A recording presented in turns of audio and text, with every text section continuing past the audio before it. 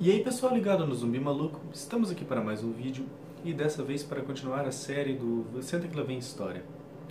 Pois bem pessoal, o vídeo de hoje é para falar sobre um assunto que tem a ver com os vídeos de armas que eu fiz recentemente, mas também vai ter muito a ver com a parte de história medieval.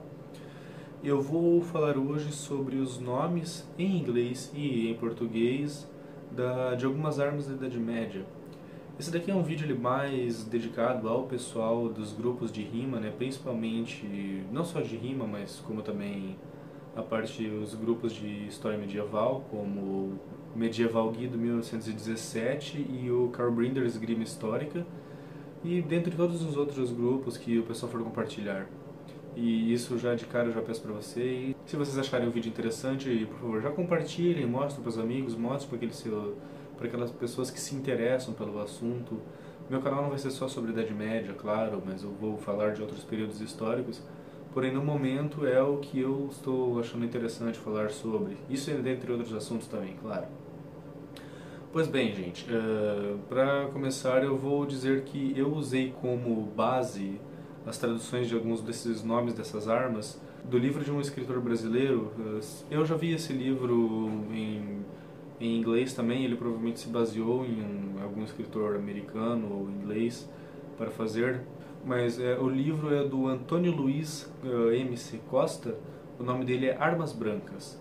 Ele também, esse livro, ele tem em várias plataformas, eu vi ele em meio físico. Eu, no caso, tenho ele em Kindle. Esse livro aqui, o nome completo dele, para você ver se você encontra ele na Amazon Store, é Armas Brancas, Lanças, Espadas, Massas e Flechas. Como lutar sem pólvora na pré-história ao século XXI. O livro é interessante, pessoal, eu já li ele todo, eu já parabenizo o autor por ter escrito ele. Ele mesmo fala que não é especialista na área, ele é jornalista, pelo que eu me lembre. Mas ele faz um trabalho bem interessante, coletando dados e nomes de vários tipos de armas, não só da Europa medieval, como de toda a história que ele, pelo menos que ele se lembrou. Eu vi ele citar a Ásia, ele citar, seja na Ásia, seja China, Japão, Indonésia, Filipinas. Ele citou a África como as populações, as civilizações subsaarianas como o Egito, entre outras, a parte do sul da África, do centro. O livro é interessante, pessoas. Eu recomendo, mais uma vez, eu já li ele e eu usei como base não só, claro, das anotações dele, como também dos meus conhecimentos e do meu tempo de pesquisa e muitas sugestões de uma galera do grupo que isso há algum tempo atrás eu já vim pegando nomes e traduções com eles. Pois bem, vamos direto ao vídeo. Eu vou começar falando, pessoas, eu vou falar o nome da arma em questão, vou separar em algumas categorias aqui, eu vou dividir ele em certas categorias, eu vou falar o nome da arma em inglês, que é o nome que muita gente acaba conhecendo devido a RPG, devido a jogos em geral, ou mesmo por acessar conteúdo em inglês. Pois enfim, eu vou falar o nome dessa arma em inglês e o nome dela, a referência dela em português. Como eu disse, eu vou usar em base à pesquisa do Luiz Costa. Pois vamos lá. Vamos começar pelas espadas então, gente. Se você pegar as espadas medievais, principalmente da Alta Idade Média, se você não quiser abrir como um todo, nós tínhamos basicamente 5 ou 6 modelos genéricos da espada. Você vai começar pela Arming Sword, que também pode ser chamada de Broadsword ou qualquer outro tipo desses prefixos.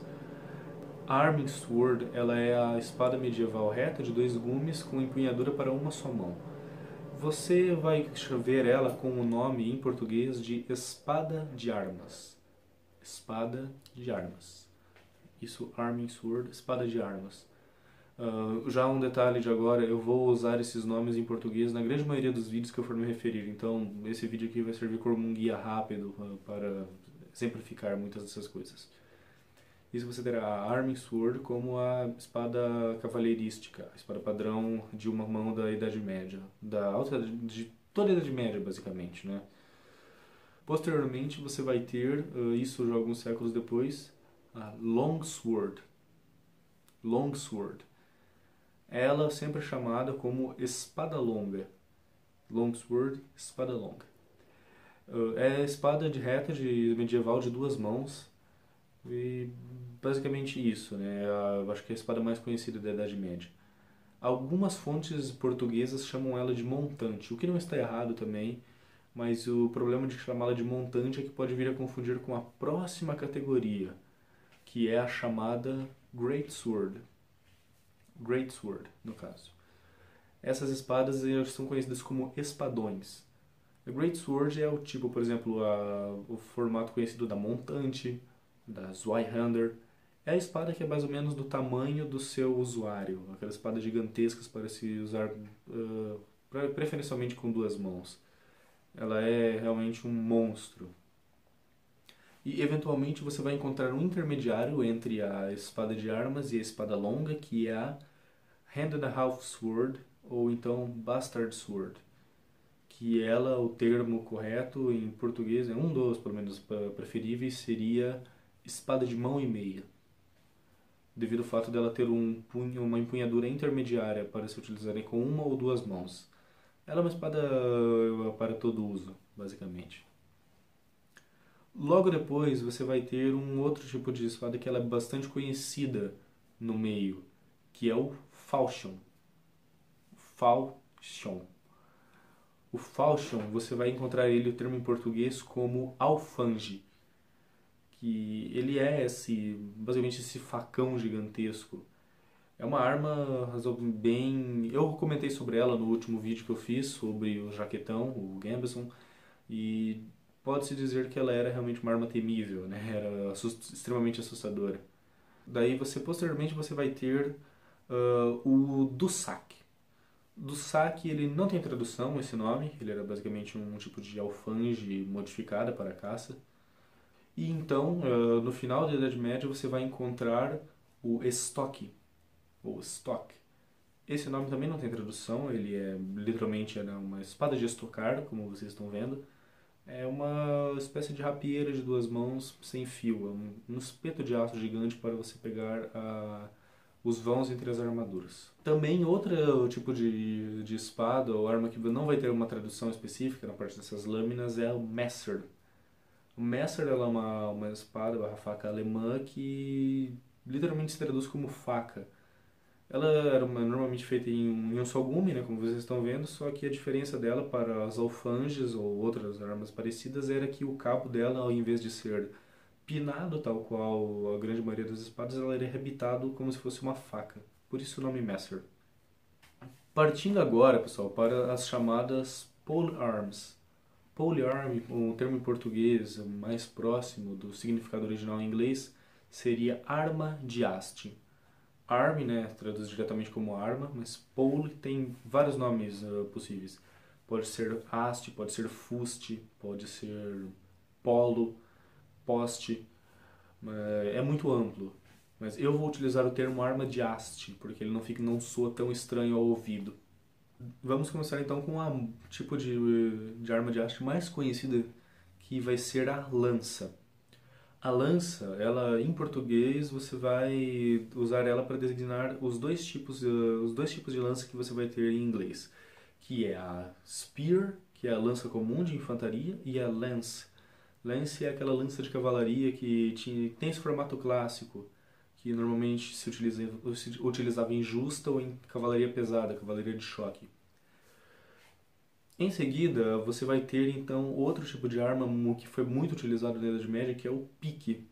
O pique, também chamado de pike, no caso do inglês, ele era uma lança que que iria além dos 4 metros, 3, 4 metros, que era uma monstruosidade, que era utilizada em formações quase impenetráveis, excelentes contra a cavalaria e infantaria. Eles só não tinham tanta utilidade contra a artilharia por motivos óbvios, não é? Mas no fim das contas ela era uma arma muito útil e muito utilizada. Outro tipo de arma comumente utilizado pelos civis principalmente era o chamado quarterstaff. Quarterstaff ele tem um nome peculiar de varapau em português. Varapau ele basicamente é do tamanho do seu usuário e ele leva o nome de quarterstaff, no caso Staff seria alguma coisa como vara de 1/4, pelo fato de o usuário segurar ele ao tamanho de 1/4 do meio, alguma coisa desse tipo assim. Tem uma explicação mais técnica por esse motivo. Como armas de arremesso, você vai ter o Javelin. O Javelin você vai traduzir ele como azagaia. A zagaia ela é uma lança curta de arremesso, basicamente. Não se tem muito segredo quanto a isso. Indo agora para as outras armas de haste, dessa vez as mais desenvolvidas ao longo da Idade Média, você vai ter o Partisan. Partisan você vai traduzir como partisana, o nome é quase direto, que é isso daí que vocês estão vendo na tela. A maioria dessas armas que eu vou mostrar agora, elas derivam de foices ou então de tipos de machado, de armas e implementos agrícolas que foram sendo modificados para serem utilizados por soldados comuns que não tinham condição de bancar um equipamento mais sofisticado. E também parece ter mais opções de uso além de lanças e outros tipos de armas de haste mais simples. Você vai ter então, como eu comecei, o Partisan. Você vai ter também a Honka, que é também conhecida como Hansur. Que vocês estão vendo as imagens aí, gente, eu estou colocando todas elas, né? Eu não preciso me estender. Essas armas todas, como eu disse, elas baseiam-se nesses implementos agrícolas, né? Vocês vão ver uma grande semelhança entre elas. Elas vão acabar sendo a evolução de uma da outra. Logo após o Hansur, você então encontrará o Fauchard. Fauchard é conhecido como focinho. Muito provavelmente porque deve lembrar o focinho de algum animal. Isso eu já não sei dizer direito. Esse nome Fauchard ele era utilizado tanto em inglês quanto em francês. Então vai ser isso. Uma outra arma que era muito utilizada era o bill, ou billhook, que você vai traduzir ele como podão de guerra. Ele lembrava muito uma foice, como vocês bem podem ver, e ele era muito utilizado e realmente, pelo fato de que muitos deles tinham essa ponta mais protuberante, eles tinham um grande poder de corte e muitas vezes alguns de até estocada. Uma evolução natural dele foi a guisarme, ou bisarma, que é a lâmina do podão com um espeto de aço que passa dele. Ele era útil para poder furar cota de malha e perfurar o jaquetão e outros tipos de proteção. Só não perfurava a placa, porque isso era virtualmente impossível de se fazer com uma arma de mão, uma arma de haste ou qualquer arma de lâmina que não tivesse uma propulsão a pólvora, não é? Na sequência você vai ter o glaive, que é essa espada larga com uma haste no atrás, que você vai ter a tradução dela como archa. Archa. Isso deve se tomar cuidado porque tem uma outra arma que tem um nome muito parecido que eu vou abordar a seguir, que ela pode vir a ser confundida.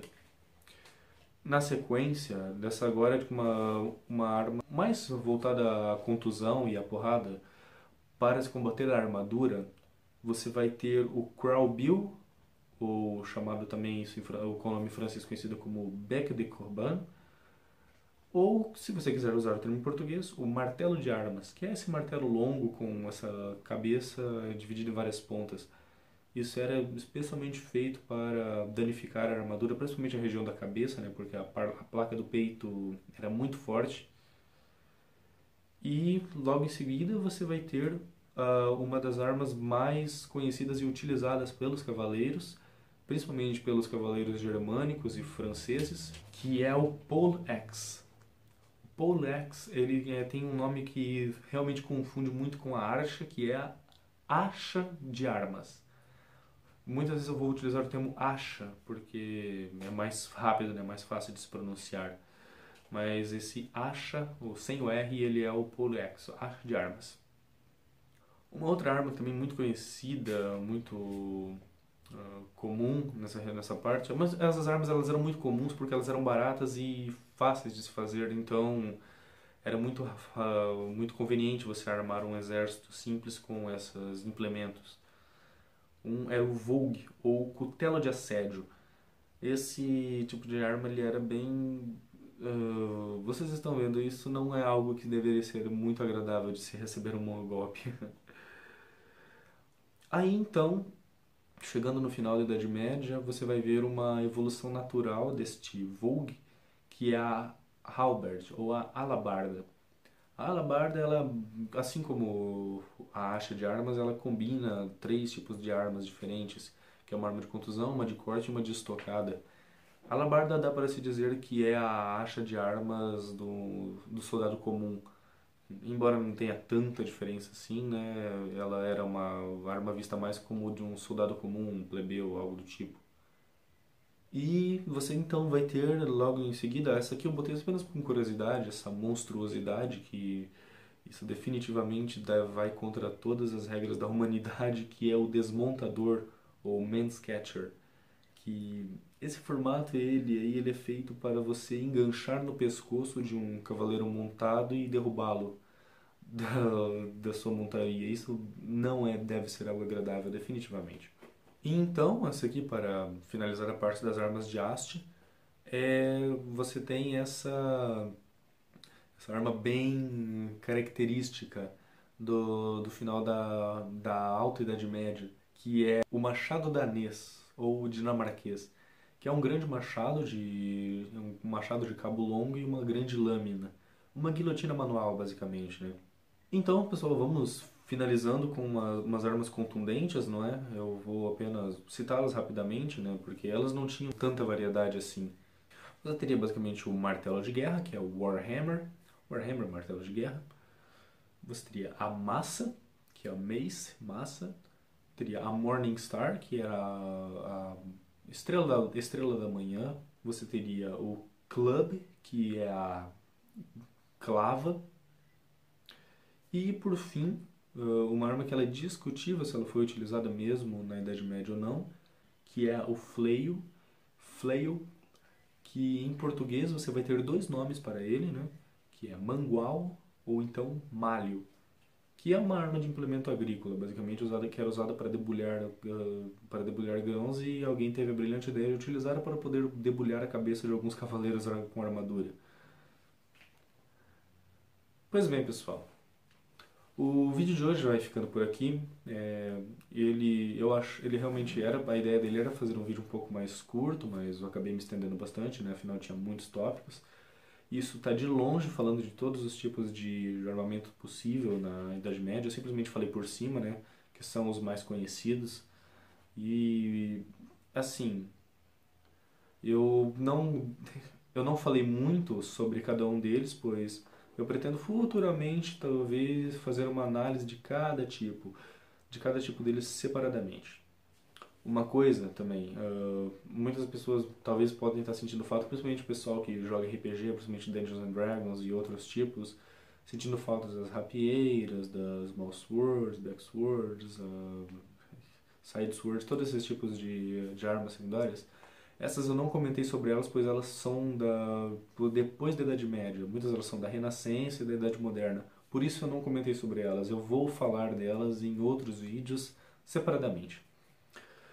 Então, pessoal, o vídeo eu vou deixar por aqui. Espero que vocês tenham gostado. Não se esqueçam de comentar, se possível, compartilhar. Se vocês gostaram, mas não estão no canal, se inscrevam, mostrem para os amigos. Se vocês estão achando interessante essas temáticas, deem seu feedback. Se vocês não estão gostando, ou se vocês têm sugestões de temas que eu possa vir a comentar, por favor, comentem aqui embaixo, pessoas. Mais uma vez eu venho aqui para poder divulgar o canal do meu amigo Guilherme, do Manual Medieval. E agora, recentemente, outro colega nosso entrou no meio, que é o Flávio, com o canal Novos Chiwaler, ou algo do tipo. Flávio, você vai estar vendo esse vídeo, se você for comentar alguma coisa sobre, comente a pronúncia do seu canal, por favor. Pois bem, pessoal, eu vou finalmente acabar o vídeo aqui. Aquela coisa, eu me estendi bastante, né? O vídeo acabou ficando muito longo, mas eventualmente eu tenho que deixar essa coisa mais comprida para dar essa explicação mais. Mais uma vez, muito obrigado e é isso, gente. Tchau!